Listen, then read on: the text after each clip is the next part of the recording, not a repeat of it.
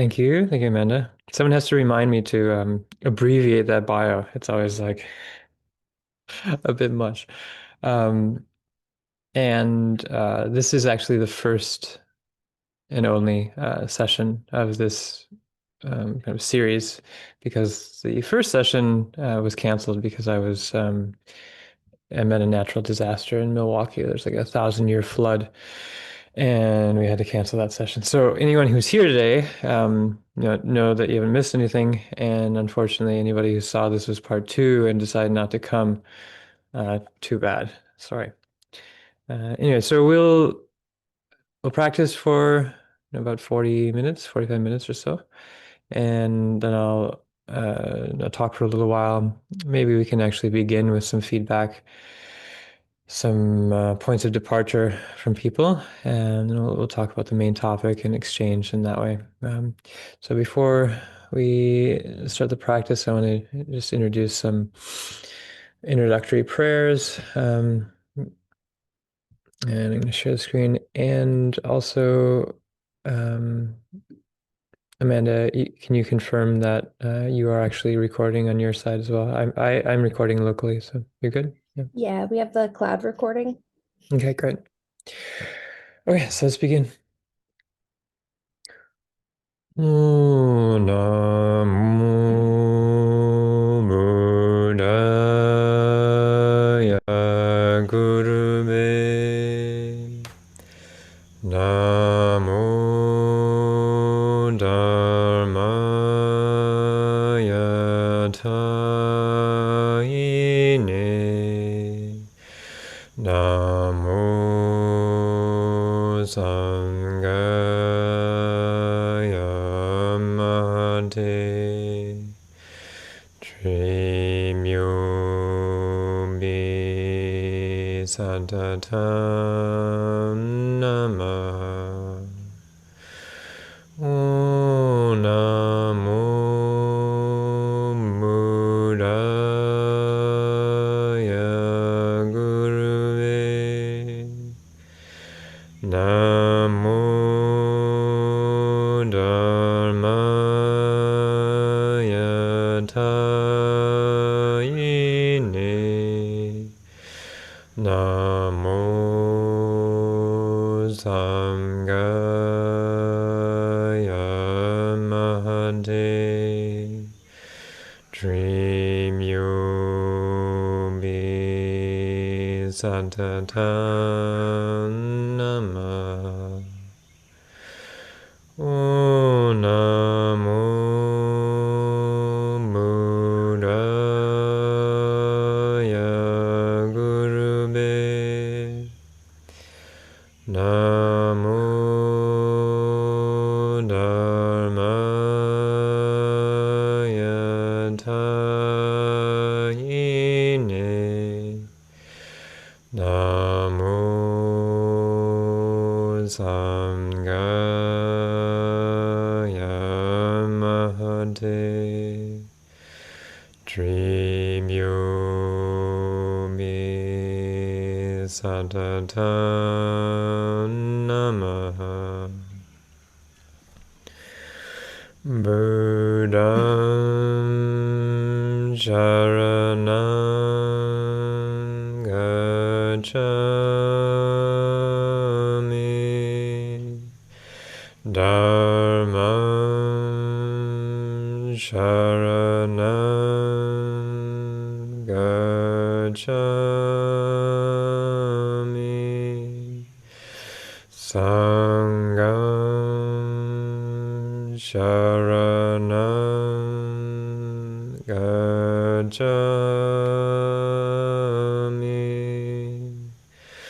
Buddham Sharanam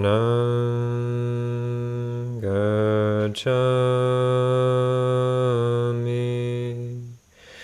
Dharmam Sharanam Gacchami.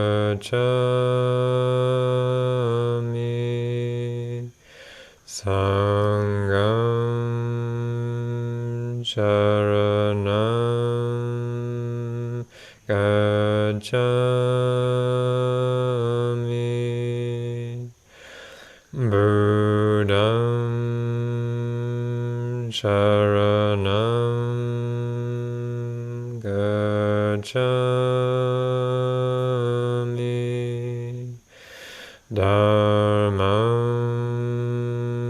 sharanam gacchami. Sangam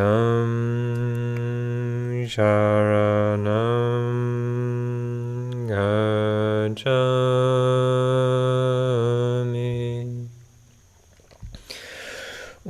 Da da sanjin tanje lo chusu jor jinji lantu so cholondu jor jinji lantu so lantrimba so jinji lantu so trimba yeshi su jor jinji lantu so lai kena luna nudengi dhamam dhanami kenanda dro gundi dagi jizamba tanje ginu dagi chojin Number like the DJ, Sudan de Mene, Joy Jizin Kanjin, Kama Pala Sawade, Dusun Joey, Chisu Kamabe, Rajan Jinli Jala Wandrawa, Tai Sidra, Chirache, Rimba Jamana Saw, Jampa Jina Bira Nambarjo, Jase Lanchi Yachi Chisumba, Kabab Donan Pima Doyanling, Jangan Chense Wampo Sawade, Kajarnazim Bira Nambarjo. So Janandi Shindan Lanso de, Rimi Danji and Janso de, Lodo Tai Shala So, Jagapinjin Bola Karanji, Pimajuni Kula Didrimi Danalona Simo Kananji, Origin Rinpoche La So, Omin Chuchi and Ji Podani, Tusan Sanji Kunji Nuni, Ronson Chogo Nonson Tonzebe, Sawi Lami Shala So. Let's begin with bodhicitta, which is the thought that in order to benefit all sentient beings, whose numbers fill the extent of space, we will listen to and contemplate and put into practice the profound Mahayana Dharma in order to reach the level of full Buddhahood, of Vajradhara, and thereby bring all beings to that same state. The beginning, in whatever way you're able, just tuning into your immediate condition. How are you feeling in this moment? If it's helpful, you can place a hand on the heart or the belly or both. And as you breathe in, just explore how the body is holding. What is the patterning? What is the manner of holding together the sense of self, the sense of world? How does that register in the body? Breathing in and sensing. And breathing out and simply allowing space, allowing things to be as they are. And fall into a rhythm of that exchange, breathing in and sensing, exploring, and breathing out, accepting.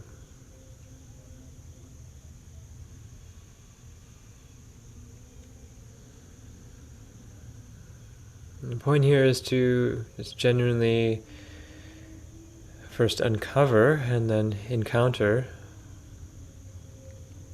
what it is that we're feeling. Even if that is numbness, blankness.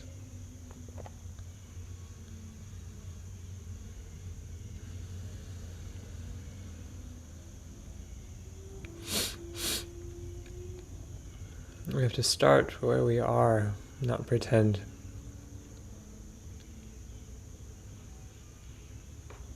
You can't step into bodhicitta without beginning with authenticity in our own condition.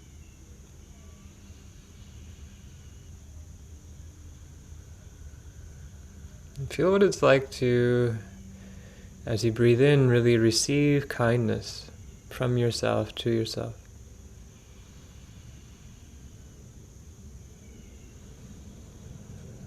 A very simple gesture, but maybe not so familiar, just this way of offering yourself presence without judgment, kindness, without expectation.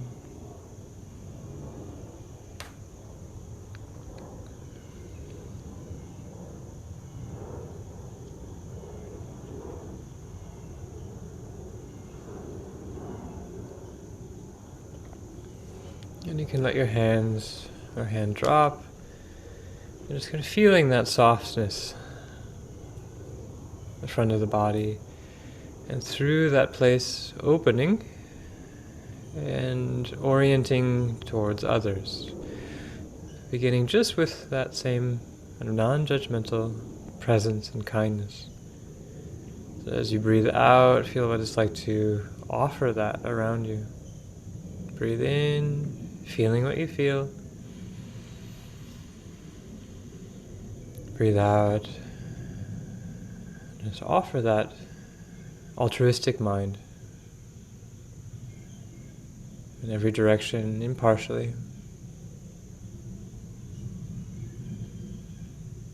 And breath by breath, continue to unfold that circle of concern further and further around you.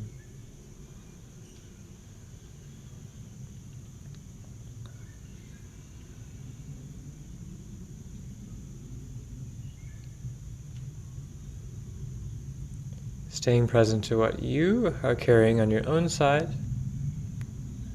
whether that's pleasant or unpleasant. At the same time, opening to give and receive the world around you.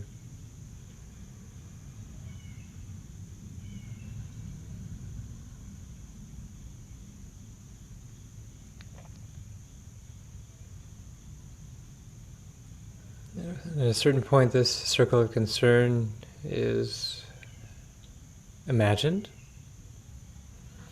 and going beyond our immediate environment into what we imagine beyond it. And at that point, see if you can step into a mind that is just wishing benefit panoramically without any limit. This aspect of sentient beings extending to the limits of space, which is without limit. What is it like to touch that mind that wishes benefit impartially everywhere?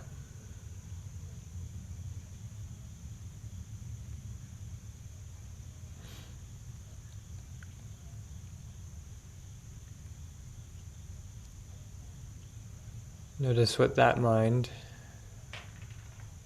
does to the quality of your awareness, your wishing in that way.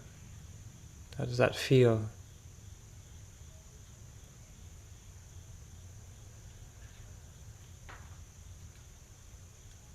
The quality of that presence.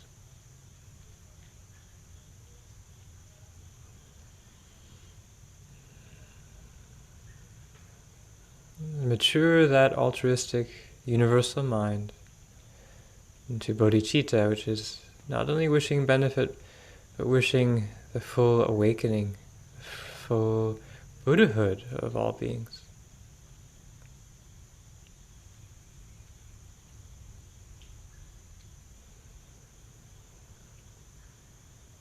And noticing that this wish includes one's own awakening,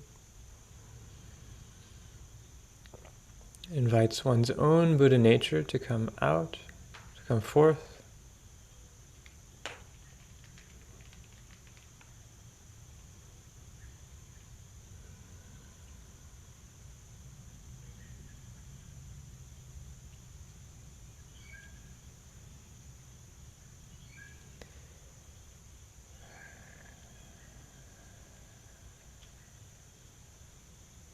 The full maturation of this wish is actually to untie it, to allow it to simply fade into the immensity, to permeate the space without any effort, without any reference of here or there, the one wishing, those receiving. Simply rest in the natural state of bodhicitta, self-existing, self-arising, effortless, all-pervasive.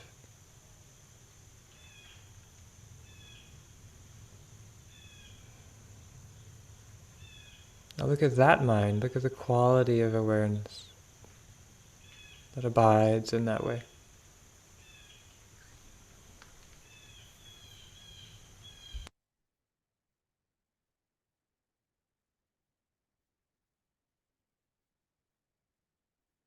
So this is kind of home base. And as we go through some breathing and moving, try to come back to this. If we lose it, try to remain in recognition, remain in bodhicitta, self-arising, effortless, complete in a moment of recollection.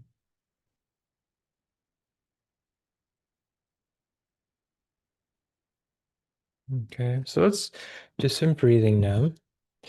Begin with, if you can, putting your hands on your hips, fingers over the belly, thumbs behind, and bringing the breath all the way down into the belly. So dropping the breath from the chest into the belly, and just feeling the movement of that breath in that place.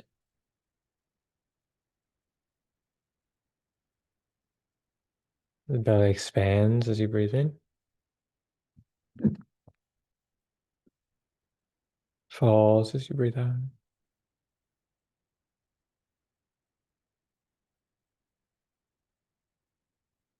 And I want you to accentuate this breath, filling the belly completely, pausing, feeling that fullness,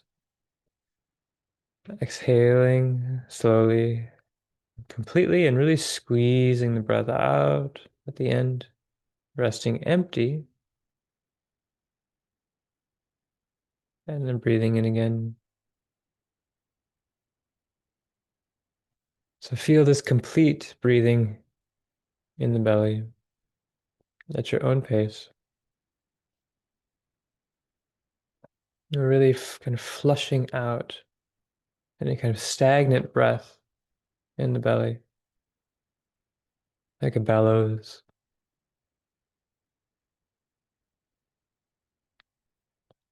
And when we hold full, feeling that space.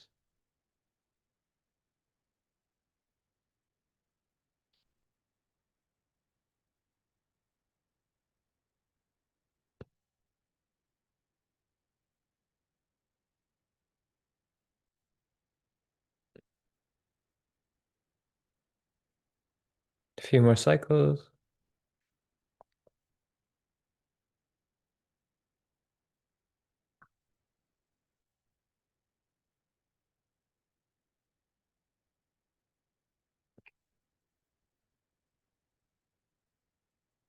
Now bring the hands up to chest with the thumbs in the armpits and raising up the elbows if you can, just laterally. Breathe in with the belly, and at the top of the belly breath, add the chest. One fluid filling from below all the way up, and pausing as you like, and then exhaling all the way down again, squeezing out the belly. Noticing the posture of the arms, creating the space, inviting the breath all the way up into those corners. When you pause and rest full, again, now feeling the whole space from the chest down to the belly, letting the breath kind of seep into all of the corners. And when you exhale, all the way down, squeezing out to that point in the lower belly. A few cycles of this.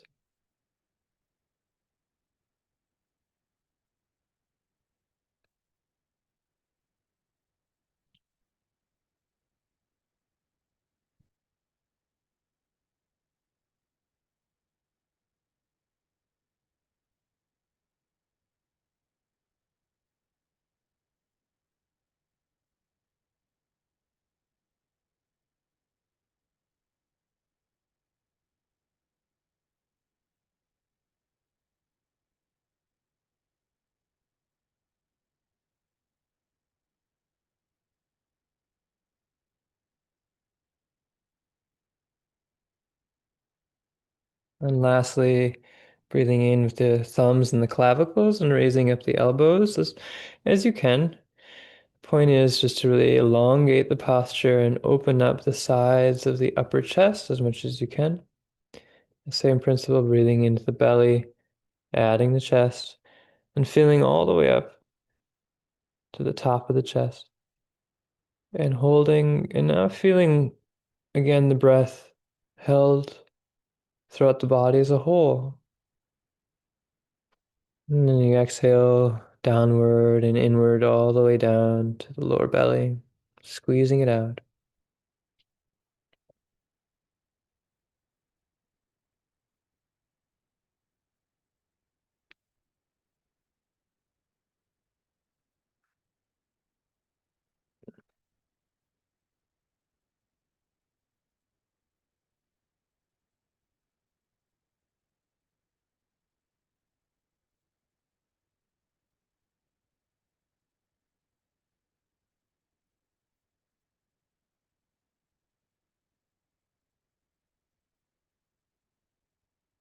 A few more cycles.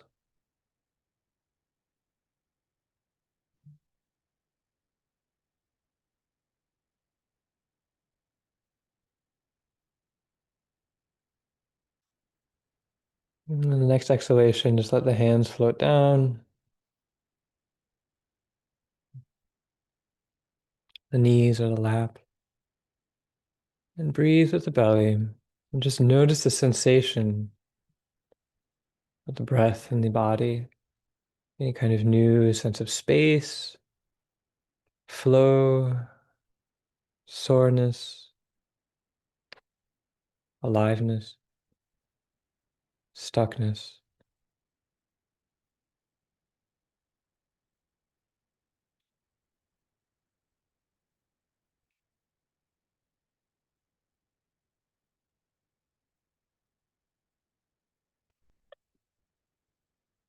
You're going to breathe in that same way from the bottom up while moving through some movements. So hands on the knees, breathing in all the way up to the top of the chest. And as you exhale, bring your left shoulder down to the right knee as much as you can. Not particularly stretching, but just moving and finding the limit of your range of motion as you exhale and empty. Breathe in, fill the belly, come back up to center. Exhale, right shoulder to the left knee. Breathing in and out at your own pace, 3 times to each side. Really feeling every moment of the movement, not rushing, not pushing the body. Really letting the breath lead, attuning to the breathing body.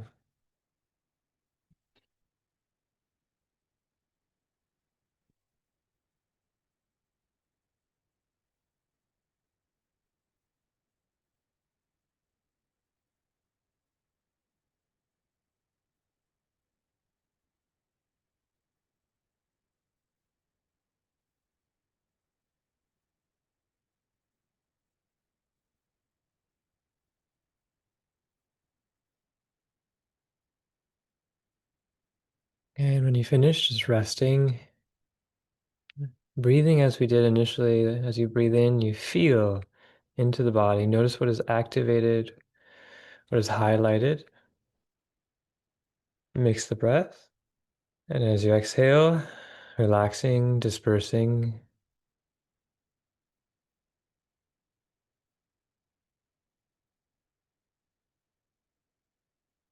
Breath by breath, feeling the body more and more as a whole.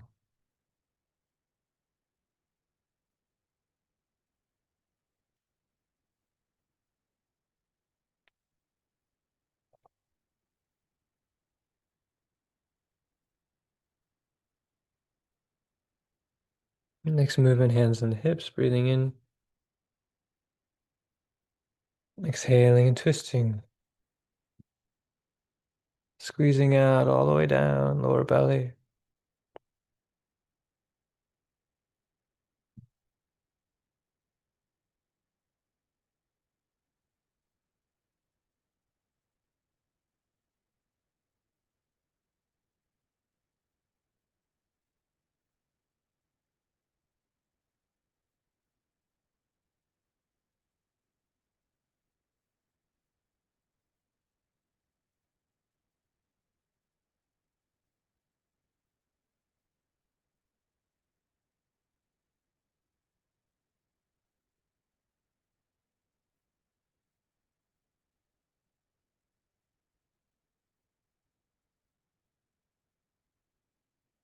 And as you rest and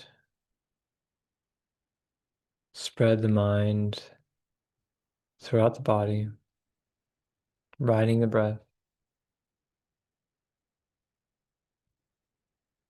What is it like to imbue, or more accurately, recognize this breathing body and the mind within it as bodhicitta,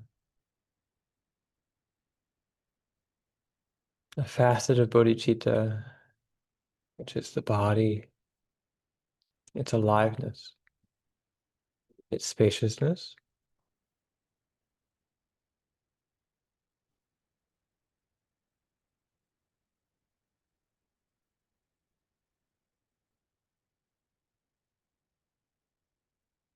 Noticing how this feeling of aliveness, wholeness, grounded spaciousness is mirrored in the environment around you as the body simply relaxes, but is perceived, appears in perhaps a softer way, a more vivid way, a more spacious way.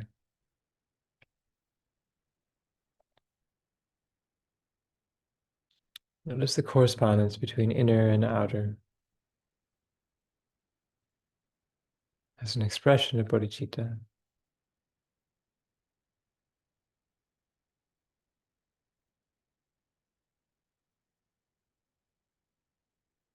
Next movement, hands on the hips, breathing in and bending to the side.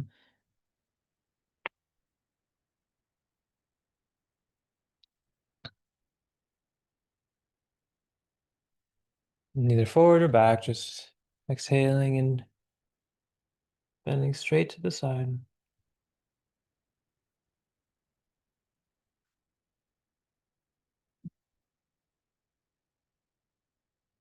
3 times to each side.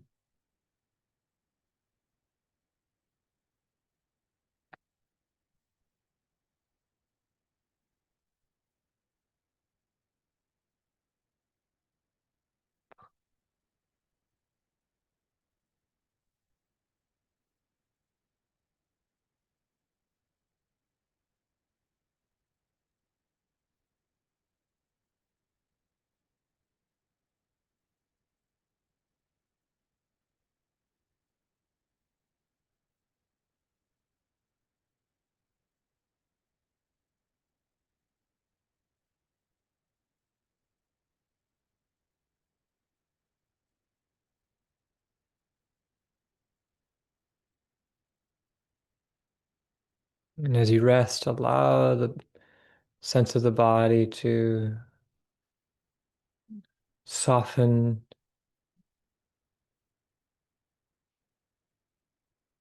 and flow into the space around you, as if the body were touching and being touched by all appearance,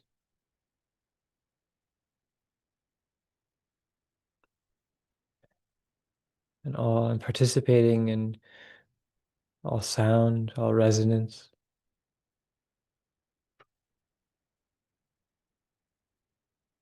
Breathe out and relax into this sense of immersion,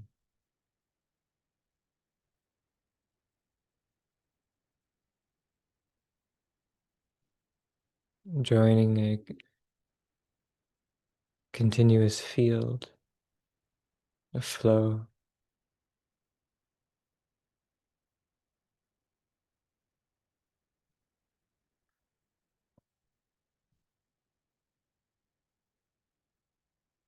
One last movement now, hands on the knees, breathing in and arching back.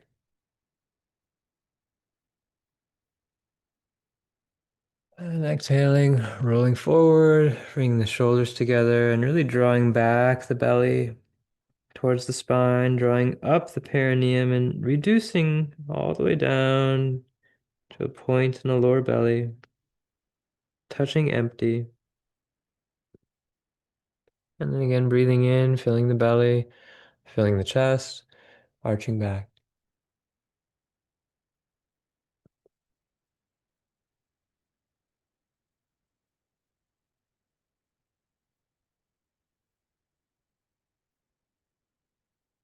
Three times.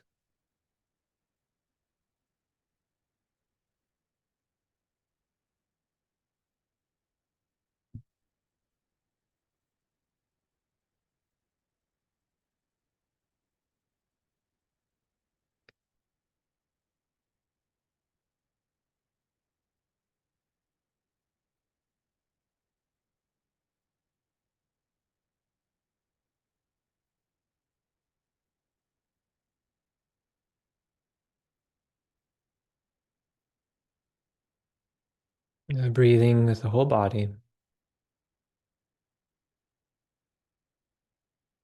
softening the boundary.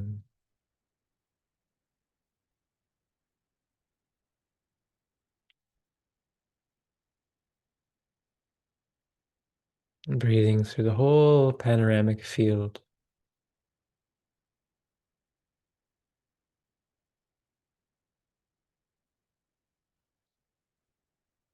If your eyes have been closed, opening them, integrating vision with panoramic sensing,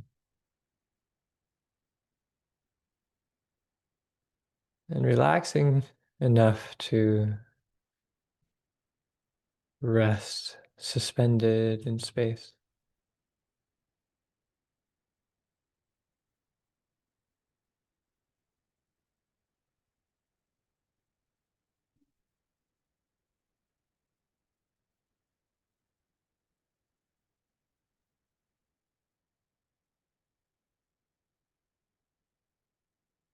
Now, ask you to just kind of slowly rub the surface of the body. You can massage if you like, but at least just touch. Try to move through from the top down and really touch every part of the surface of the body. Going down the arms, the outside, up the inside. And as we do this, feeling, receiving that touch, and also feeling with the hands, the texture of the body, the clothes, the skin. Same time, receiving on the inside of the body that touch, feeling how that be activating, maybe pleasurable, relaxing, feeling those areas that might not normally get any attention, just really turning them on, activating.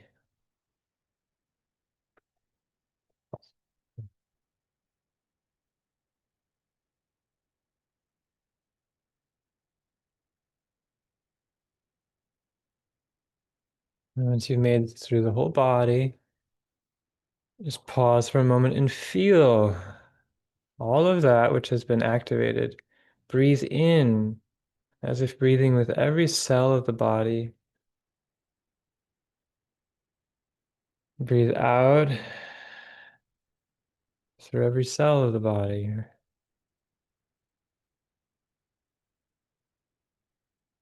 Allowing the body to be a diaphanous cloud of breath.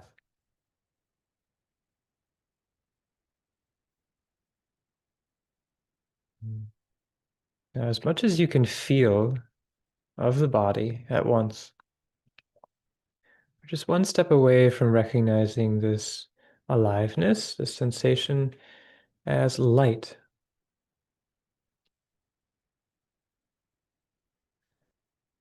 Step into that kind of vision and felt sense, this spacious groundedness of the body, the vividness, openness. The vivid aspect is light, luminous. Any color, all colors, white.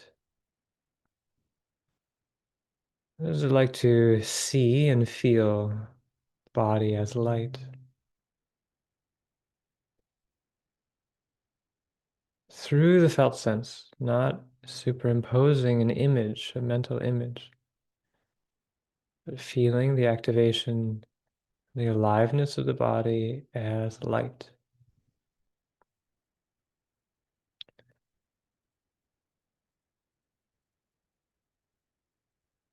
And that this body of light is, again, suspended in space, all appearances within which are also light. A body in light, in a field of light.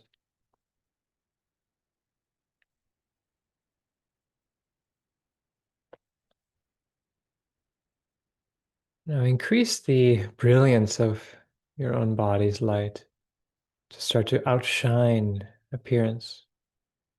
Imagine and feel as if the whole surface of the body, the interior, the space of the body, are turning up the intensity of that light, and it's radiating in every direction, illuminating like a lamp space around you.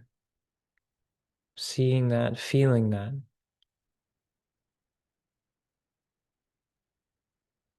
And at some point, imagining that this light completely outshines appearance, that you are immersed in light in all directions.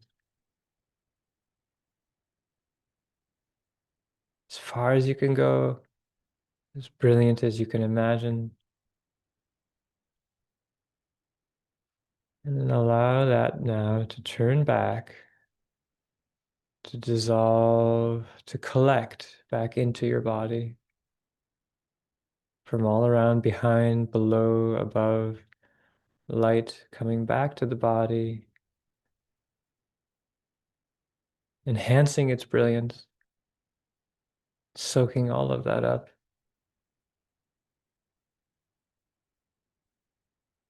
And then the body dissolving down into the center of the body, level of the heart and the center of the chest.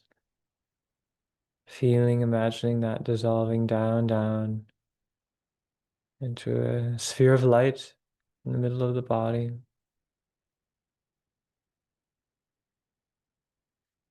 Imagining and feeling that dissolving down into a marble of light, a drop.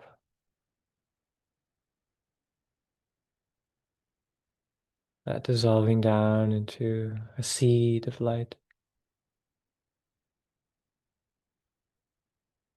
Intensely brilliant. Dissolving to a pinprick. Dissolving into space.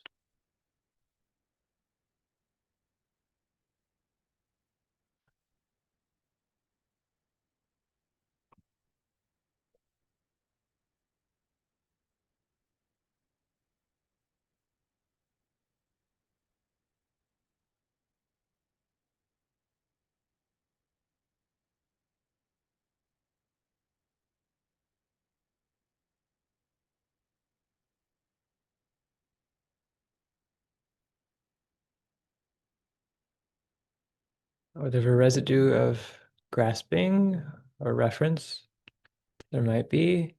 Let's breathe in, take a deep breath in, and abruptly exhale. So breathing in.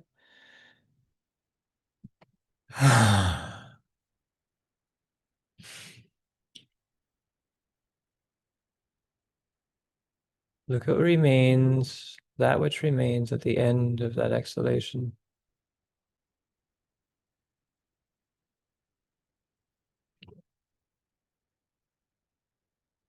Again, breathing in. Gather it all up and let it go.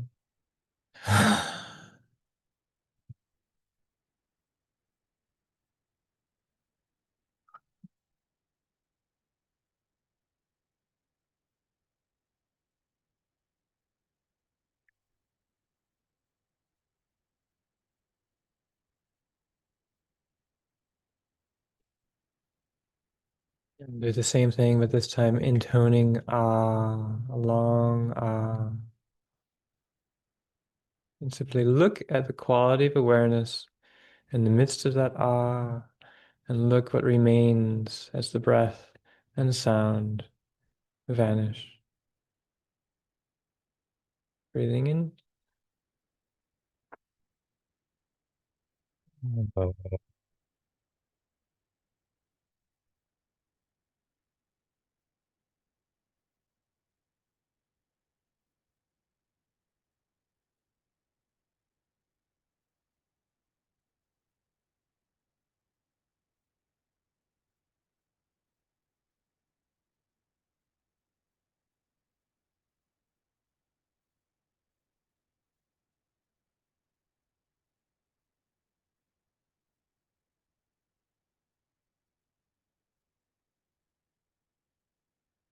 Again, coming full circle, just the quality of this awareness, recognizing it as bodhicitta,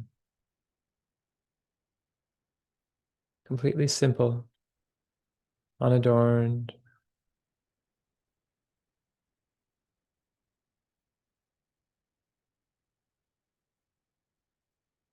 aimless,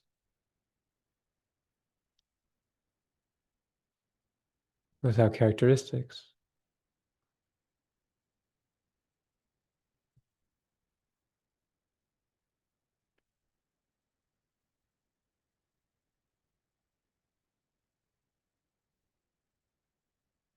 empty,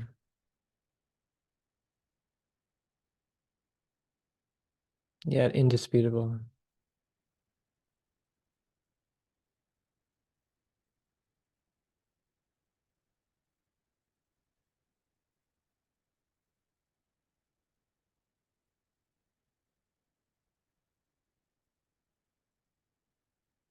So as we go forward and listen and talk, imagine, move our bodies and so forth,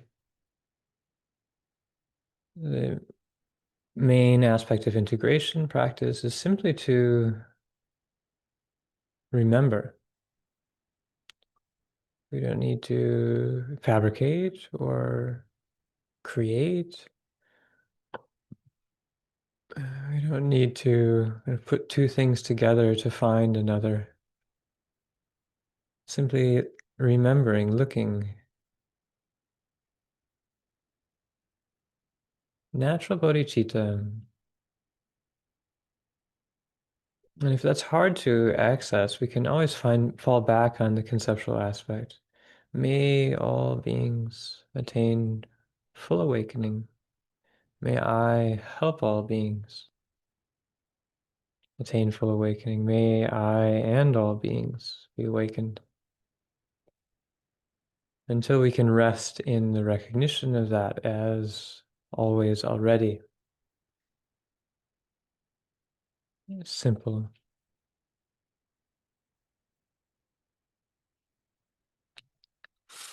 Okay, so and there's in our community, we're covering this topic of initiation and doing it over, it'll probably be 14 weeks or so, 12 to 14 sessions. So there's a lot of material, both in kind of cross-cultural contexts and in particular the Vajrayana initiatory context.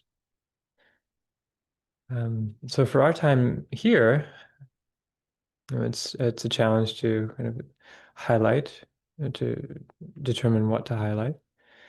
But starting with what we've already just gone through and laying down bodhicitta as the kind of guiding thread in the Buddhist esoteric context. So, in general, in the context of spiritual practice, there is an outer practice, which is called exoteric, what is sort of commonly available, known, relatable, um, not so difficult to digest, easily digestible, um, so forth. And then there is esoteric tradition, which is inner, has aspects of things that are not disclosed publicly, generally more challenging, less digestible, less accessible, less relatable in a certain sense. Um, in another sense, it's actually much more relatable, and many people are much more thirsty and hungry and for that, and actually can't have little tolerance for anything but that. So, that's something to keep in mind. But in general, beginning with this kind of distinction between the outer and the inner, the exoteric and the esoteric.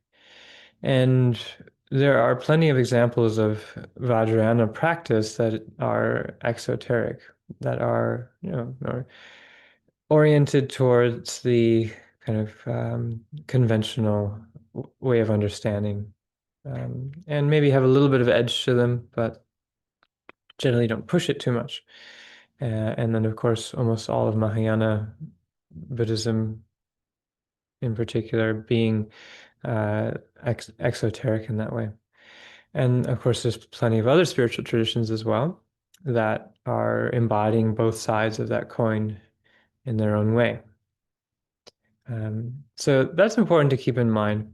And the threshold, the boundary between them, is something that is constitutive of what we call initiation. In the Vajrayana tradition, well, in the Tibetan version of the Vajrayana tradition, it's called Wong, which means empowerment.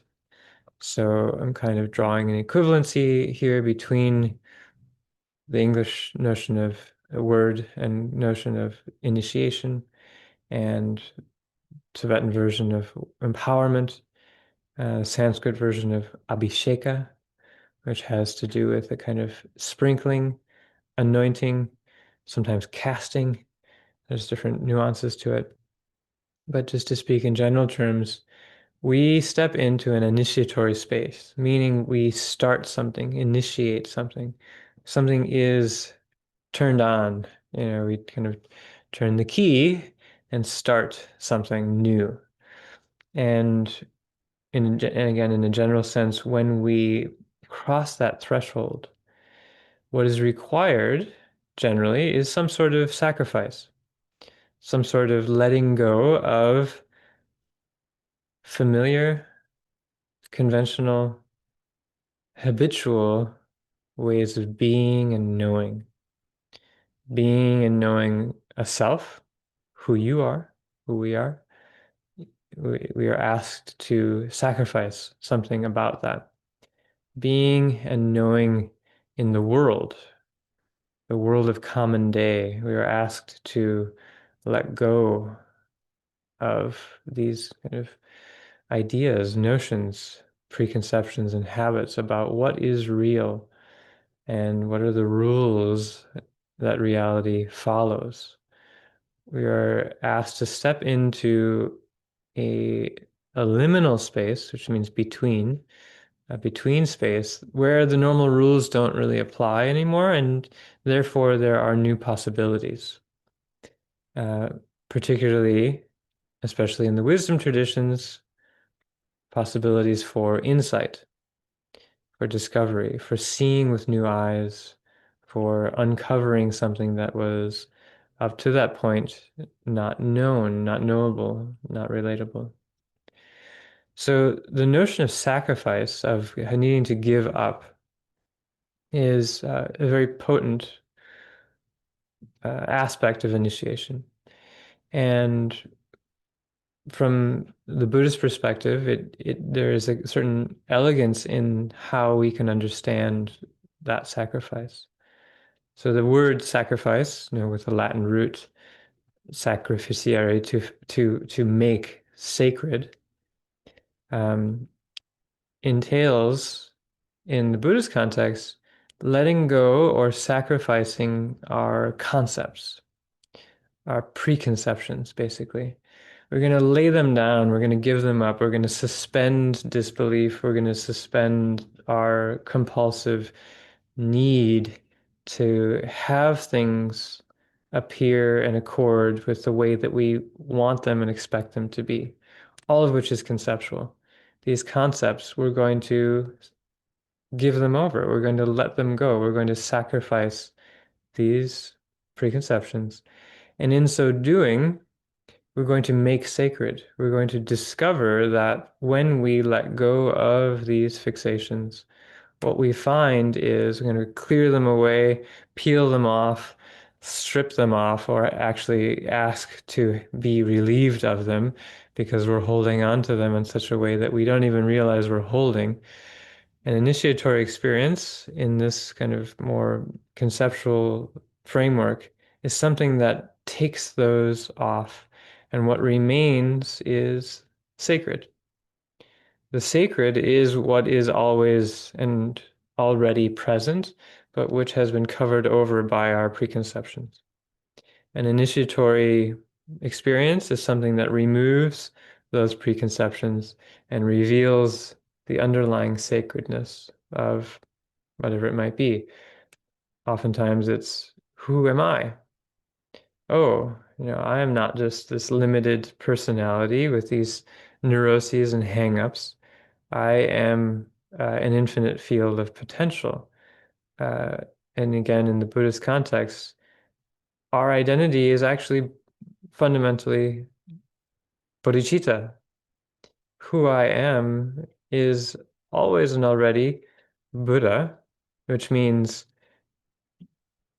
a being maybe dedicated to, in infinite ways, benefiting others. That's who I am when I peel away these false layers of identification and fixation. What the world is, similarly, when we take away our preconceptions, we offer them as part of an initiatory rite. We discover that all along, what was here was just pure clarity, emptiness, bodhicitta.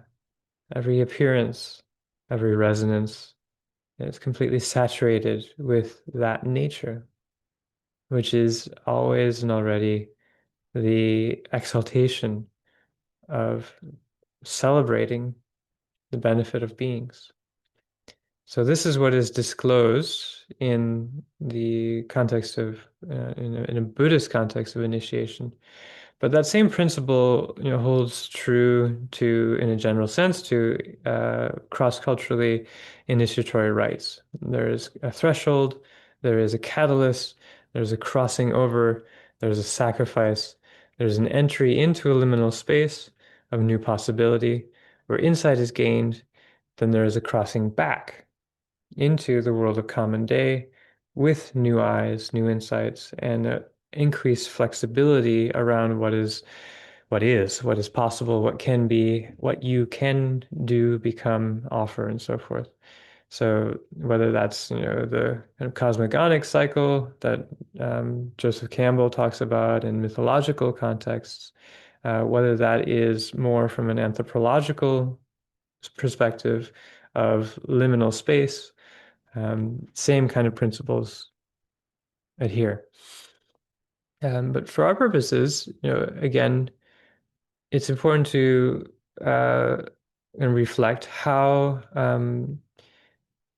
both this kind of vision of initiation is something very can be very, very particular to a tradition, but is also something very organic and natural. And that life just gives us initiations constantly, whether it is through birth or death or sickness or sort of rites of passage through maturing in age with new capacities, responsibilities, and so forth. Whether it is the kind of spontaneous emergence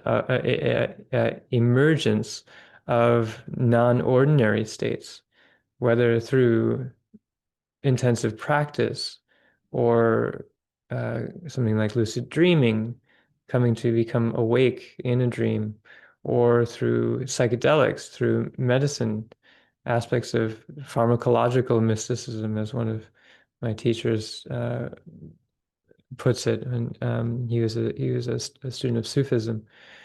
All of these ways in which life just kind of shows up and asks us, or doesn't even ask us, plunges us into that initiatory space, where then ideally we learn something and come back from it with gifts, boons to bestow.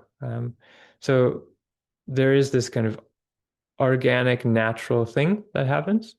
And then there is this very specific, and I can really only speak to the Vajrayana context um, most thoroughly, specific context of how initiation is structured and what is the inner logic and arc of that.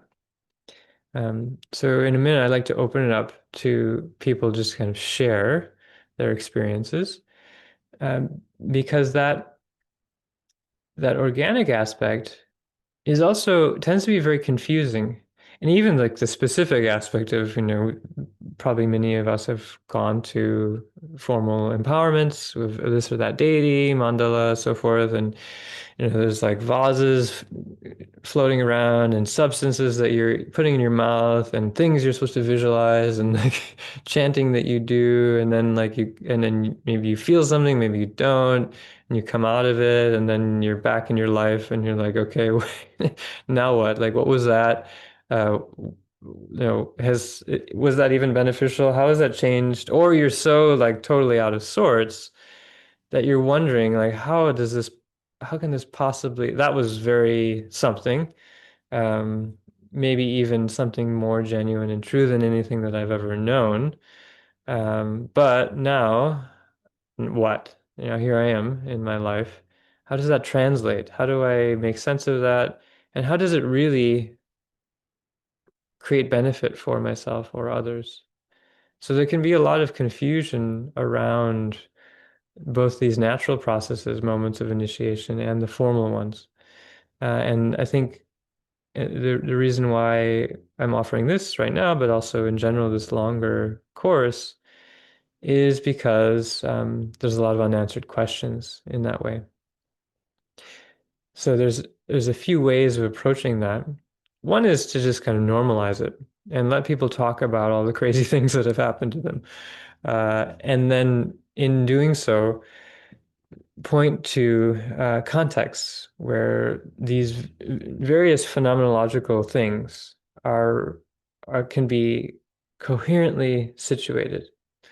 So, for instance, some people have had experiences where reality like gets bent or turned inside out, or you're kind of shocked in this moment of wondering whether you are dreaming, whether everything and everyone that you've known is actually just a figment of mind. And so you ask, well, what is real? And that kind of question burns, very deeply and can be very destabilizing, obviously, um, and can very much skirt the boundaries of psychosis. Right? And all these different experiences of, again, one of my friends was kind of habitually trapped in hellish dreamscapes, dreams within dreams, knowing she was dreaming, but not fully being able to, in that lucidity of knowing dreaming, to influence the dream in a way where she could stabilize it and actually make it into something sacred, but rather was afflicted by the knowing, this kind of infinite regression of mind creating reality.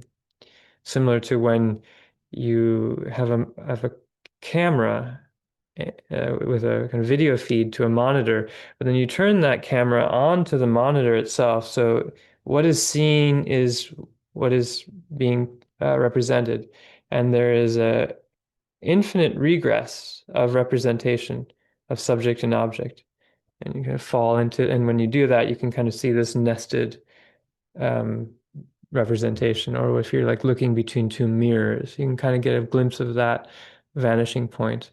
Um, Very common theme in history of art. Those of you who know MC Escher, there's a great book called Gödel, Escher, Bach. It's all about this recursive systems of representation.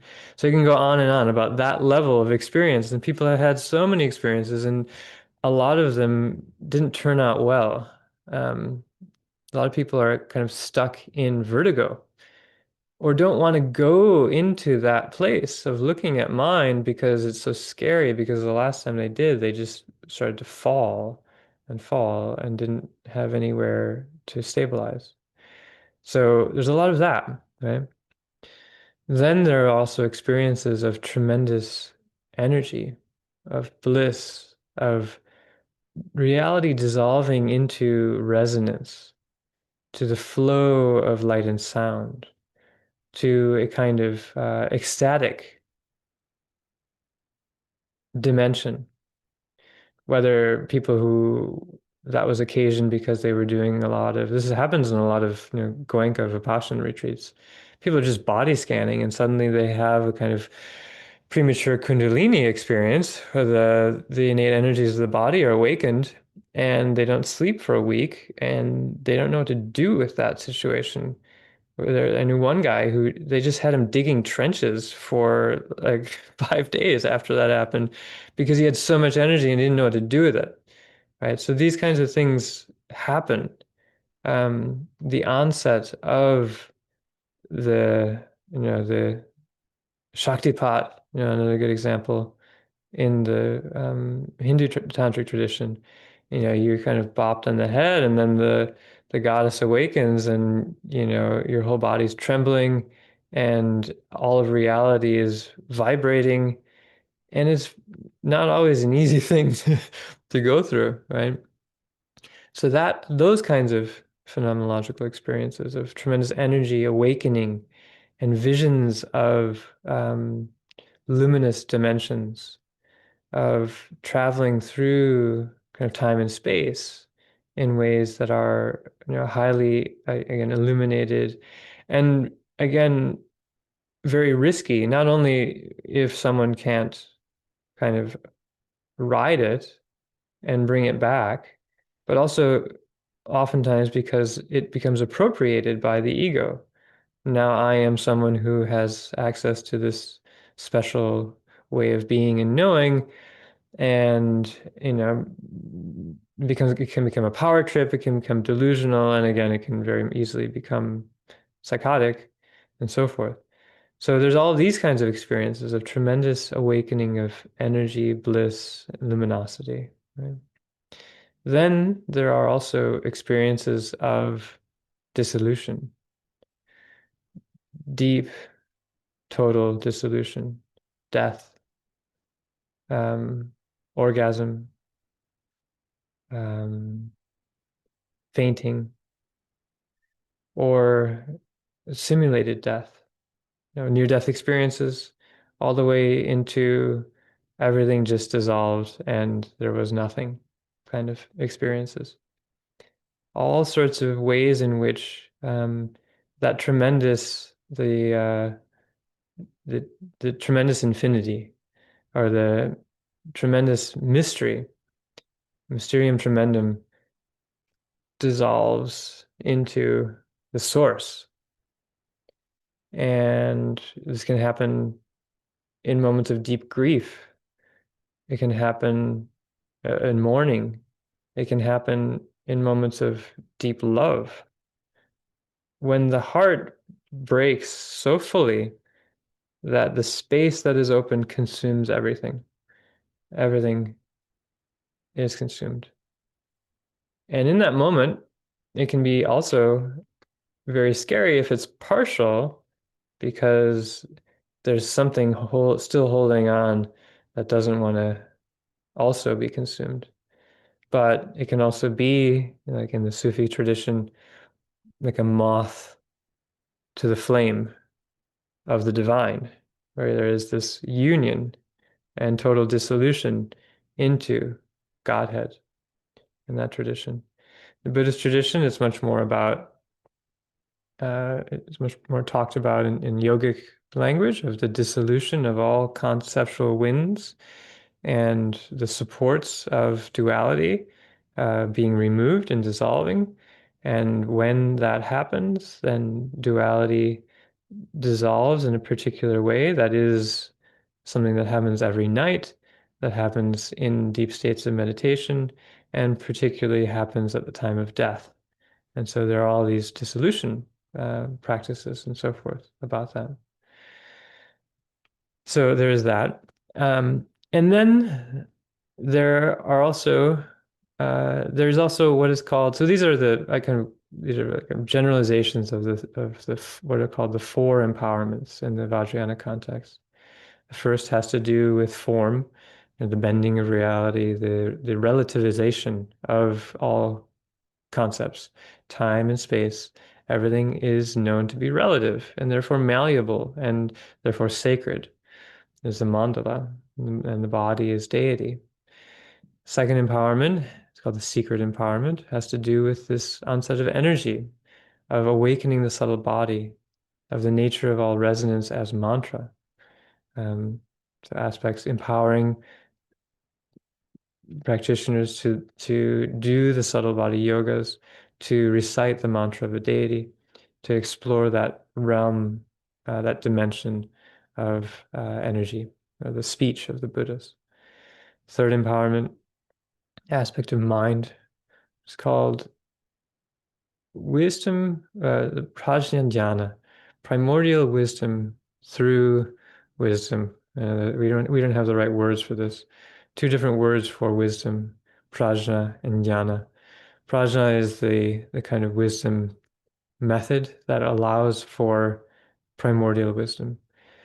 The assumption here is that we are creating an example for genuine wisdom.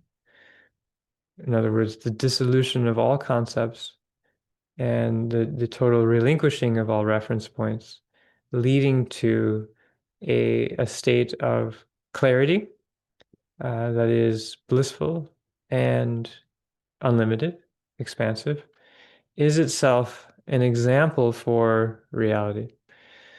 So at this point, especially when people have access to that, and what's becoming very common these days, whether it's some of you may be familiar with what's called 5-MAO DMT. There's a whole kind of mystical tradition developing now of people taking, whether it's Bufo or actual synthetic versions of that, and this can happen with many other psychedelics as well. But having these experiences of total dissolution and saying, okay, this is it. This is the this is the goal. This is where I want to this is what I want to stabilize. But the problem is that these experiences of dissolution beyond time, of death, of expansive oneness and unity, of and infinite love with all that is appearing and will ever appear are themselves experiences, meaning they are bounded in time. There's the beginning of that experience, there is the timelessness in the middle of that experience, and then there's the end of the experience when you come back into time. And so it feels like that unitive, endless bliss, that timeless infinity is the thing that we have always been looking for. And in a sense, that's true because it is very beautiful. It is very transformative to know that that's there, to know that that's possible. But at the same time, just like in these other instances, it can become a trap where we associate truth with that bounded experience. So therefore, we need to constantly get back there. You need to constantly get back home, constantly return, do whatever we need to do to get there. And so we become dependent on circumstance to occasion something that's beyond circumstance, that is timeless, and so forth. So what is missing in that view is that that is actually just an example. It's giving us a really good example for what the truth is. But it's only an example. It's not the real thing. This is where the fourth empowerment comes in. And sometimes the fourth empowerment is given first, and it's just the kind of quality of relationship with a teacher. It's there all along. It is Mahamudra, it is the great perfection.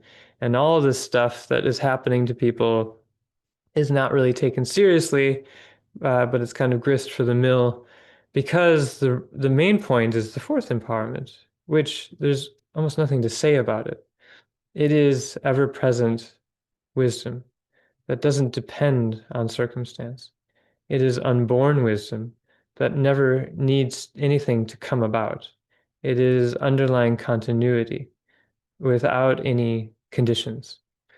And so at that point, if you have a very good grounding in these other aspects of initiation, then it's just a step away. It is you've been giving so many examples that you can say, oh, actually, it's been here the whole time. And it's a bit of a joke in a sense because there's really nothing new that is disclosed. It is, and I'm sure many of you have received teachings in Mahamudra or the Great Perfection. You know, the underlying message is it's already here. It is already the nature of your mind. You don't need to change or modify anything or improve anything or get rid of anything. It's right there in that knowing. So you have what you need. Yet, going through all of these hoops of initiation, making the sacrifices, at least as a drama, as a pageant, as a gesture, are still deeply meaningful because it makes that ever-present nature more accessible in a sense, and you have more confidence in it because you're not carrying all the baggage of these reality habits that we have, right? And so, just to conclude here, one of the or to begin the discussion, one of the main, I think, virtues of discussing initiation in the Buddhist context is that particularly, no, it gives this map, this landscape that you can situate, like I did, all of these kind of different things that can happen to a given person in their life and death, and it can situate them in a coherent arc and says, oh yeah, that's normal. Like you're experiencing this level of initiation. This is what you are being asked to let go of. This is what you are being invited to stabilize. And this is where it's going. Like you're on the right track. Like keep going, have confidence, develop that connection with the lineage, the teacher, and so forth. So it's helpful because it gives a really complete map, very thorough map, and that's always helpful to develop confidence. But most of all, it is the view, the Buddhist view of what wisdom truly is, situates that whole arc in something that is already present. And other wisdom traditions do this, and the more wisdom they have, the more that they will do this. And at the end of the day, either as like a big surprise at the end of the road, or from day one, you're told, we're going to go do all this crazy stuff, but really, at the end of the day, you're going to end up right where we started. It won't be the same necessarily, but really, wherever we're going, it's already right here completely. And you just can't see that and know that. So we're going to do this stuff. And so, kind of play along because we know where this is headed. So that message is really important. And a lot of times it's missing in different spiritual contexts, but for sure it's missing just in life itself. And whenever we kind of encounter or have these moments thrust upon us, if we have that confidence that it's all part of the program, this is, whether it's say it's the death of a loved one, someone that they really care about.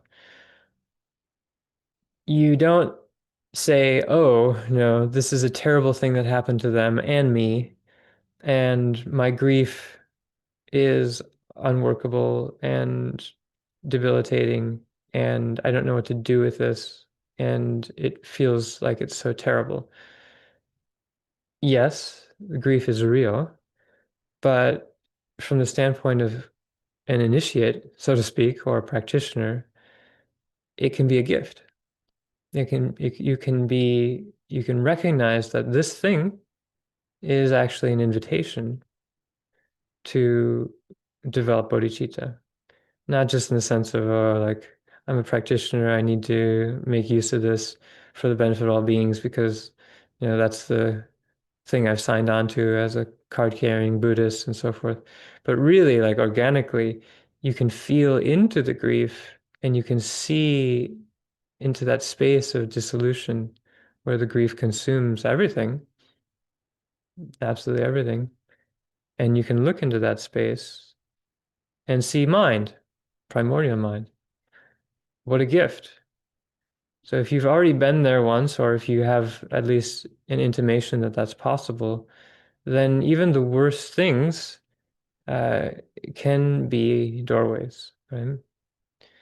And that holds true for experience in general.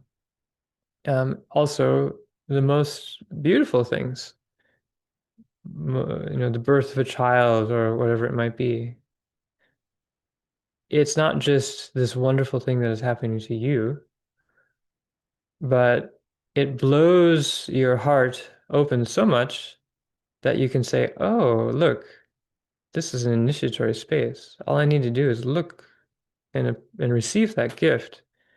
And it's not just this wonderful gift of circumstance. It's also a gift beyond time. So now you've linked up directly with continuity, with the source, through that circumstantial gift. So it's really important and very empowering to be familiar with the landscape of empowerment, right? Because it just enriches everything. Everything gets folded back into that as a way of being and knowing. Yeah. So that's good for now, I think. I think it'd be fun if you it's some groups are not willing to talk, but if you guys are willing to share, anything that you regard as an initiatory experience, whether that's of the organic type or whether that's something that was situated in relationship with a teacher, uh, lineage, Buddhist or non, and just to share that, and then, again, to normalize it, but also to contextualize it in this arc of bodhicitta. Yeah, so anybody have anything to offer?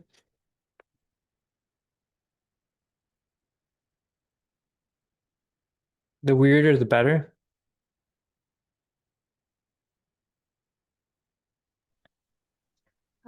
I will actually gladly start.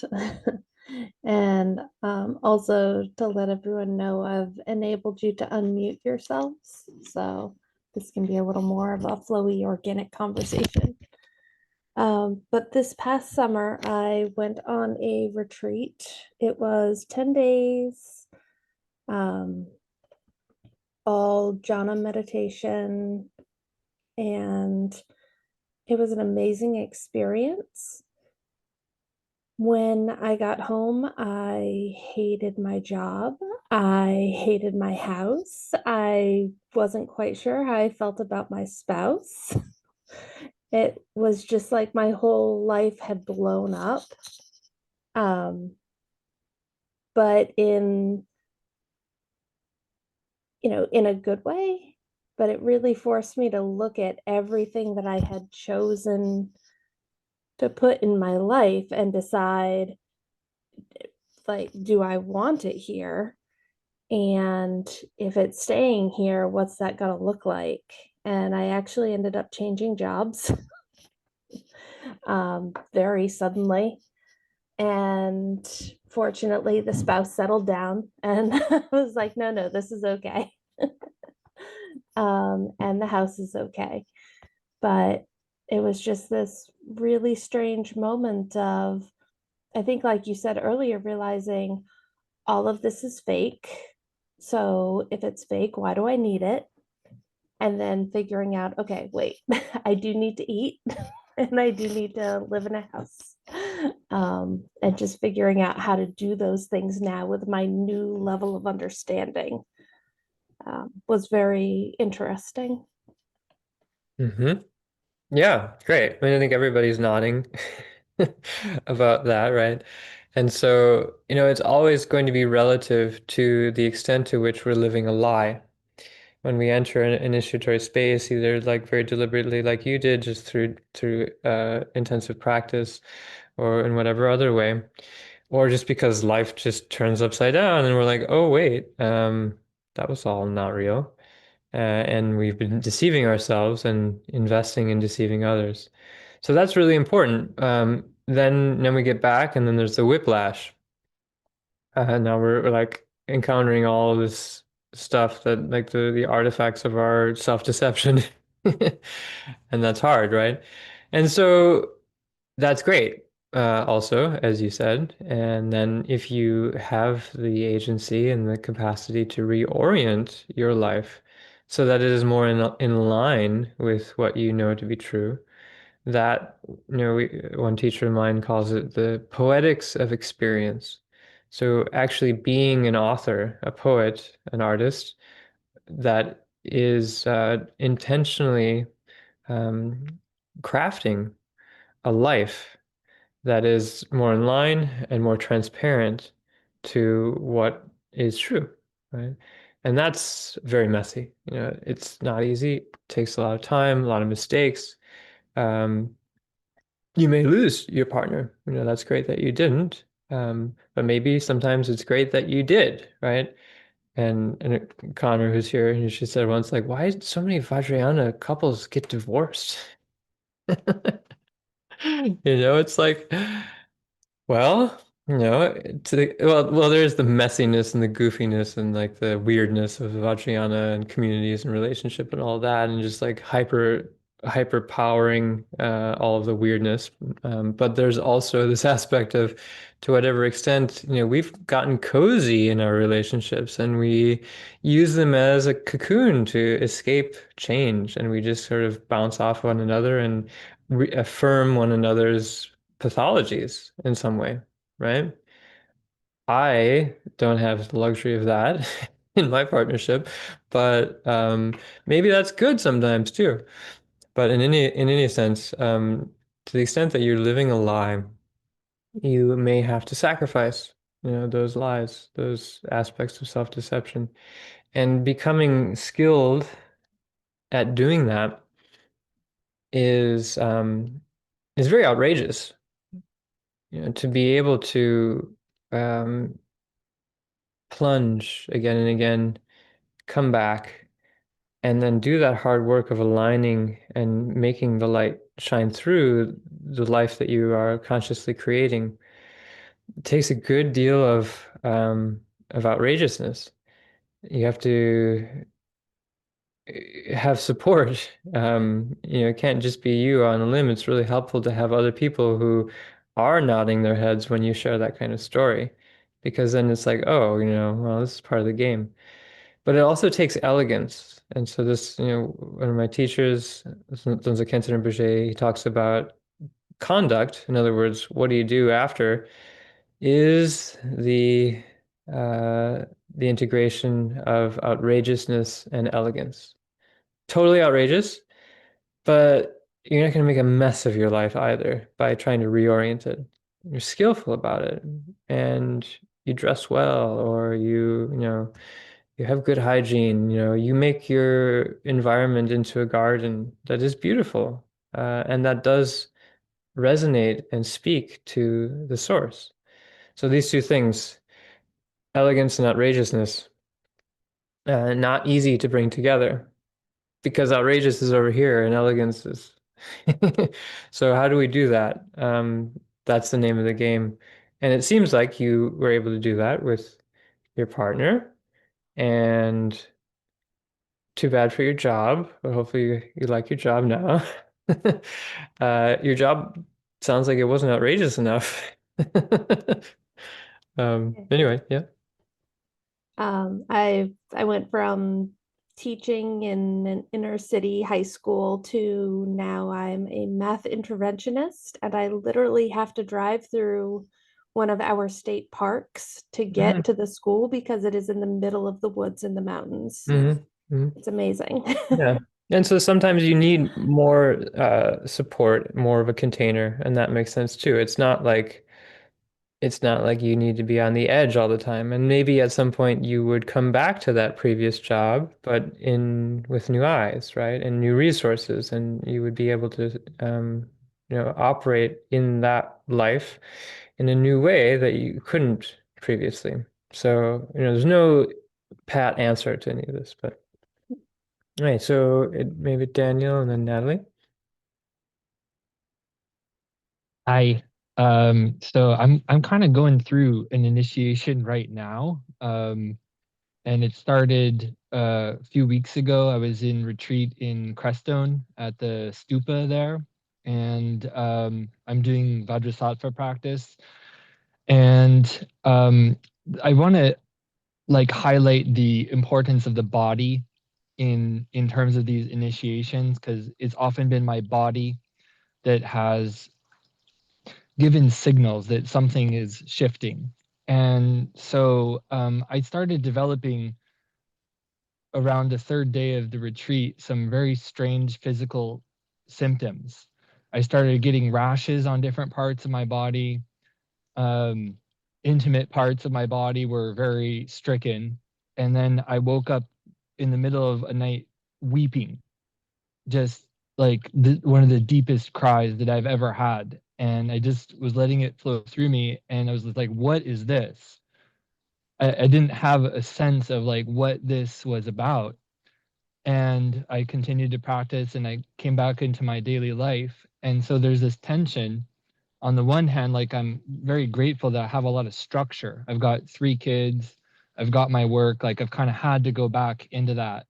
And at the same time, there's been this big mystery that's been sort of simmering in the background. And so I've been wanting to give it more time and attention. And so it feels like, oh, okay, like I want to dive deeper into this, but the constraints of my everyday life make it somewhat challenging. And yet on the other hand, it's my daily life that's really keeping me grounded. Um, so yeah, I don't know where this is going. I have a feeling that it's linked to some unprocessed memories of some form of abuse. And in all this, like I'm wondering, like, am I going crazy? Am I just making this up? And I went through that cycle of the physical symptoms in August, and then I was trying to process it. Am I going crazy? And now those physical symptoms are coming back Mhm. again. And it's just like, okay, no, come up to the surface, work with it, and continue diving deep. So I'm in a bardo right now. I don't know where this is going. It's uncomfortable, Mhm. um, but it's also what I signed up for. Mhm. Great. And who are you with in Crestone? Oh, I was by myself. I did solo retreats, Oh, but I okay. was It wasn't with any teacher. no. There's this stupa that's there. That's the Karmapa lineage, and there are these retreat cabins that are on the land Yeah, yeah. Great. And do you, if you're willing, who are you practicing with? Like where did you receive with Bodhisattva? Lama Liz. Oh, okay, from Natural Dharma. Okay. Yeah, yeah. Okay, And I great. actually had the Vajrayana retreat that I was listening to while I was there. I was following along with the structure of what they did in June. Great. Okay, so yeah, that's it. You're in it. So a lot of things that you said are really important. The primacy of the body is really it's important because it's so trustworthy in a sense where the body is the locus for the bestowal of initiation in the Vajrayana tradition. So that's where it happens in aspects of body mind. So both body and mind, sometimes just body, especially the initial initiations. Um, and it's trustworthy because you get feedback. And sometimes the feedback is too much feedback, like too painful, too much upheaval. Uh, and if if that upheaval is happening in the body, it's actually an ally because a lot of times the upheaval, kind of like what Amanda was saying, it happens environmentally. And it's less easy to trust that. The shit just hits the fan panoramically in your life, and you don't know what to do. And it seems like it's totally overwhelming and destabilizing. That's normal. But if it's happening in your body, on one hand, it sucks because it's so deeply personal and like inside of you, and the upheaval is happening real time in your experience internally. But on the other hand, now you have a laboratory. Now you have a container where you can track what is going on, what is being turned upside down. And just like you said, once you start to have the periodicity of that, where it comes in waves, the upheaval comes and just like stuff's coming out of your body, you get pains, sick, like all sorts of things can happen. In a kind of regular cycle, if you keep the burner on at the same level, you're applying yourself to practice in the same way, you have that variable kind of stabilized, and the rest of your life is more or less stable, but your body's doing this thing every week, every month. That helps with confidence because you see, oh, this is part of a process. The body is actually helping you to see, to develop that trust that you're going through something. We all know when we're going through something, but it's hard to trust it. So that's all really helpful. And if you have that going on, it's actually a great ally. Um, and Vajrasattva practice will do that. It is very body based, and a lot of times, what the effect is happening in that body experience. So it's all good. And I also like that you sort of pointed to the mystery. That what if so this is happening? What if I just dove in fully? Because there's something in that mystery that calls to you, that says, mystery is alluring. Like you want to know the mystery. That's its nature. But at the same time, there is a respect for circumstance, your life, in other words, your family, your life situation. Not only because, as you said, it's a stabilizing grounding force that sort of acts as a counterpoint, but also that the mystery includes that as well. It's not like there's life over here that's holding you back, pinning you down, and there's the darkness that you want to plunge into. But that the tension between those two, that you keep them both alive, and in the long run, that's actually much more beneficial. Because as I said, it's all here already, so you don't really need to sort of reject anything and change anything particularly. In the long run. In the short term, yeah, dive into retreat, do intensive practice, and then come back. But come back and do that kind of alternation. And this is, what is around that kind of joke that I had in the title of when I left Plato's cave, I thought I'd never come back. Um, you you come back because it's not about getting out of the cave. It's about recognizing the essence of the cave, right? So it seems like what you're doing is all good, and you just got to keep going. Yeah, it's just very uncomfortable, and that's Yeah.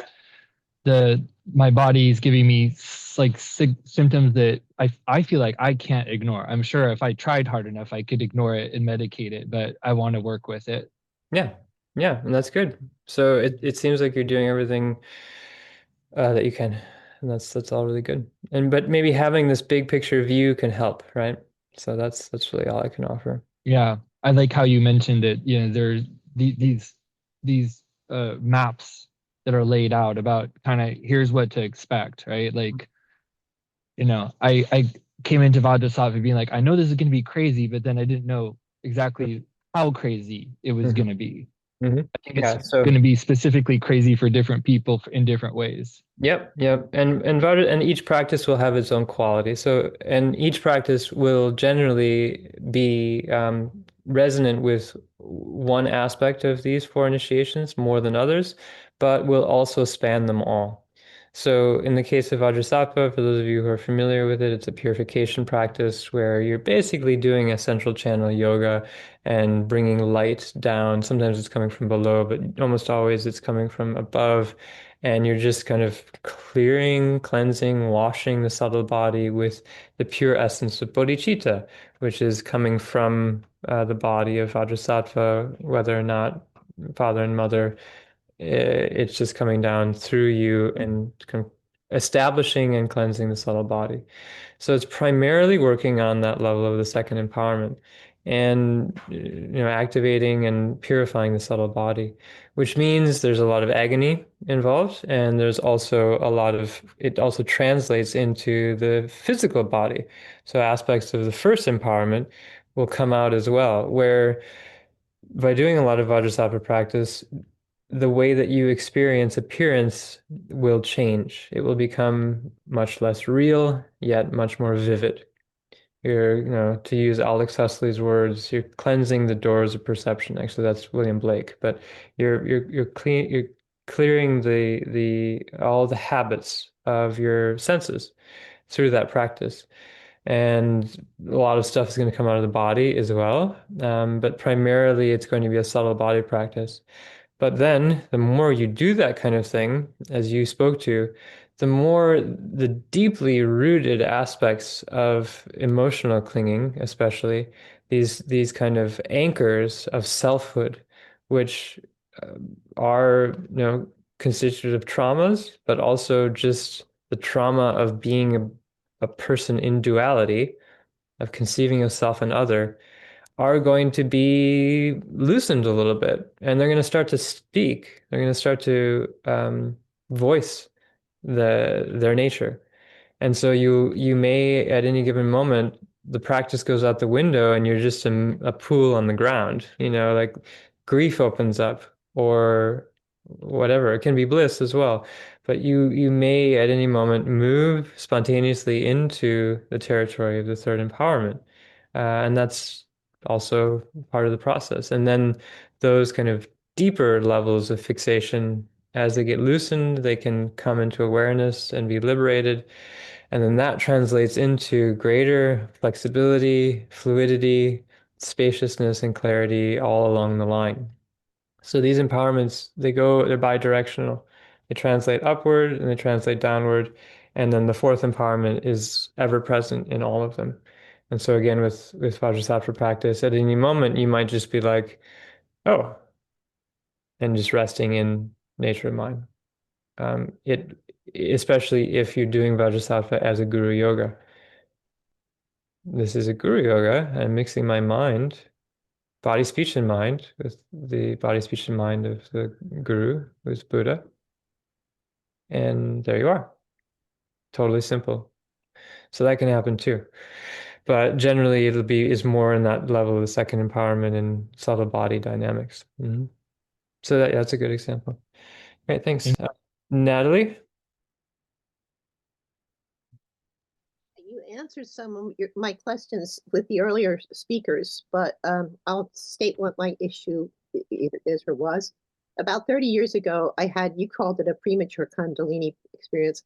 I thought it was an untoward Kundalini experience, largely because I'm a nurse and I was working a lot of night shifts, drinking a lot of coffee and soda. And I think those things brought it on. And then 4 to 15 years later, I decided to take a jump and started pursuing a Buddhist practice. But in the last 15 years, though, I found that frustration with different places. So I kind of traveled around the country, going to California, going to Colorado, exploring different sanghas and what they had to offer. More recently, with COVID, I would work like 6 days one week, 4 days the next week. And I started feeling like it was going to happen again. But it didn't. And I think it's because I had developed some meditation skills and some Buddhist skills to deal with things that came up. I remember how painful that Kundalini experience was. It was like spasmodic pain throughout my body that happened one day and then happened a few more days after that. And I just lived in fear that it would just come upon me spontaneously again. But during the COVID experience, I had been taking care of my boyfriend and my sister. My dad's Venezuelan, so half my family's still there, and I brought a lot of my family up. And during that time, I, had been taking care of them for quite a long time, and I decided that I'm not doing that anymore. I threw them out, and I felt unbelievable guilt about that. But I felt like I couldn't.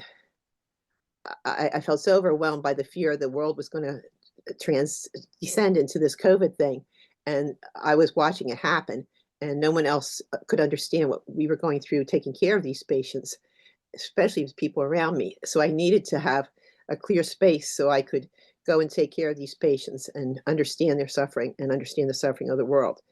I'm still struggling with that guilt feeling of having thrown them out, but I can't bring myself to invite them back either. And I'm not sure what that is and what that means. I'm grateful for the space. I'm grateful for my being able to work on my practice, work on my meditation, but that guilt feeling still comes up. And I know that I felt all kinds of strange feelings after that Kundalini experience. And I just thought, is there any relation to that at all? Mm-hmm. Mm-hmm.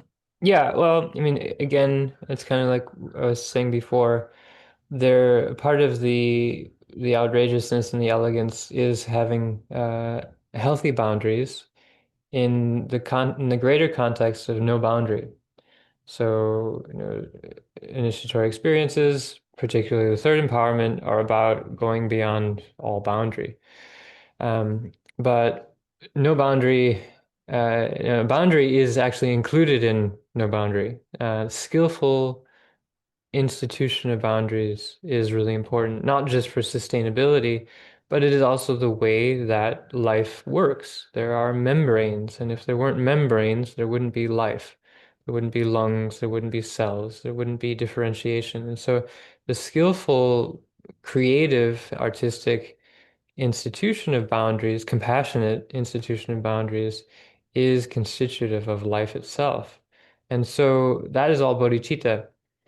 I think, I mean, it's a highly individual thing and very circumstantial how you do that and when it's healthy and when it's a cocoon and when it's overly protective and when the lack of it is something that is a burden to others and something that exhausts you. And so all that kind of discussion about boundaries is very nuanced. But in general, if your underlying heartbeat is bodhicitta, then you just make mistake after mistake, traveling the unmistaken path, as Kimball Sultram Johnson would say. Um, you do what you can, and you err on either side, more or less boundaries, right? And how that can be connected with the kind of subtle body awakening, that's also bodhicitta. It's blasting through boundaries, and in its essence is the raw power of life and should be known as bodhicitta itself. So when that, if, if and when that arises again, just like make it into a cheer for bodhicitta. Like it arises and you just say, may all beings be awakened, may this coursing energy be the very lifeblood of bodhicitta itself, which it is, and affirm it in that way. And you can then give it a place to go rather than it creating havoc. And so developing that, and that's why bodhicitta is such a Mahayana bodhicitta is such a important preliminary and precursor for initiatory experience, because if you don't have that, then you don't know what to do when it arises in that way. But if you have stabilized that, and that it seems like that's what you're sharing, that over time in the past however many years you have, applied yourself to helping people, and that develops heart space, develops space in the body. And so maybe that energy has already, arisen for you again, but you don't notice it because it's not being constricted into such a tiny channel. No, it's just kind of filling the wholeness of who you are, and the way that you're helping others, right? So, no, I guess that's the best I can do to connect those, but it's all bodhicitta. You can say that. Thank you. Hmm. Yeah, Jen? May I speak to uh, something that's already been said? Sure. I really want to. Natalie, you said you were nursing during COVID? That's what I thought you said. Yes. Oh, I want to thank you so much. I rarely have an opportunity to, all medical people and the entire medical community. I just think it was absolutely incredible what you guys must have done. We don't even know it all. So thank you. Thank you for thanking me. Daniel, I really want to say something to Daniel too, because I've been ignoring my body on one issue for about 2 years. And recently I decided to try, somebody put in a good word about acupuncture, specifically Chinese acupuncture, saying the needles were short. So I thought maybe I could handle that. I've only been twice now, and not only am I getting help with what I went for, my sense of taste is also coming back. And the girl who recommended this therapist told me how many she went for herniated discs in her back, and she ended up getting help with digestion and her monthly cycle. And all. I said, I'm going. So I just wanted to really encourage you to pay attention to the body talking to you. That's kind of having not listened to mine for quite a long time. Mhm. And Lama Karma, is it all right if I publicize your Saturday program? Yeah, that's fine. I think the best thing is for anyone who's interested in joining, to just contact me directly, and I can just put my email in the chat here. But did What you I want say to it say again? to Yeah. them, what I specifically want to say, if you've enjoyed today with Lama Karma, I really encourage you to look into it. Right now it's Saturdays and it'll be starting up again, I think in about 4 weeks or so. 3 weeks, But yeah, yeah. get in touch with them. Mhm. Yeah. And Amanda, I also, having gone through as a young adult, I was at retreat a lot. And so I certainly recognize your experience of coming home and, nothing being right. Um, but you know what? Just looking at my own life, if everything hadn't been in a state of disaster, like my primary relationships, I was addicted to cigarette smoking. My job was wrong. Like there wasn't any aspect of like, if that hadn't happened, I probably wouldn't be deeply engaged in Buddhism today. So again, you could say it's bodhicitta trying to blast through from the other side. That's it. Good. Thanks, Jen. Anybody else before we close?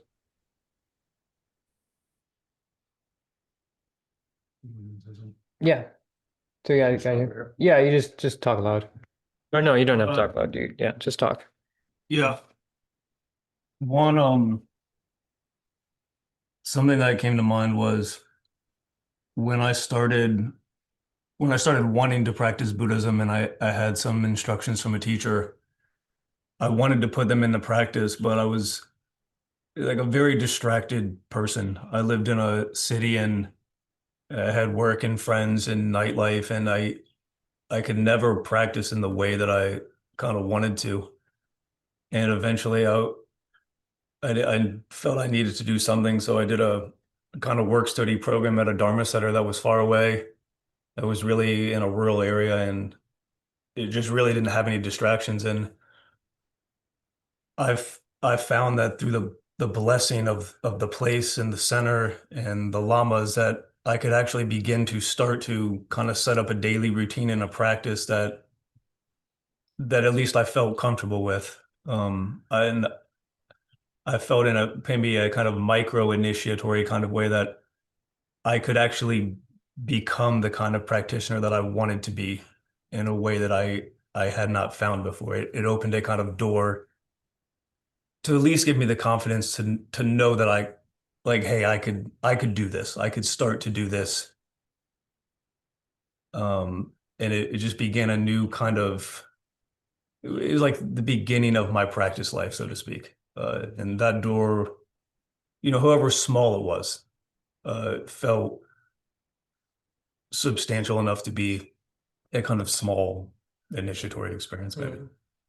Yeah, and just having like I was saying before, the heartbeat of a daily practice or a kind of regular immersion in that space, combined with, as I was saying, kind of poetics of experience, where you align your life to honor that which you know and value, which you know to be true, which you know to be your truer self.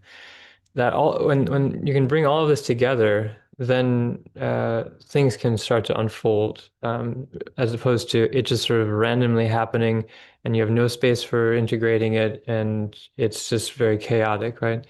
So that daily, so the container that is more or less stable, and having the heartbeat of a daily immersion is really important, for long-term sustainability, for all of this to really be transformative in a extended way, right?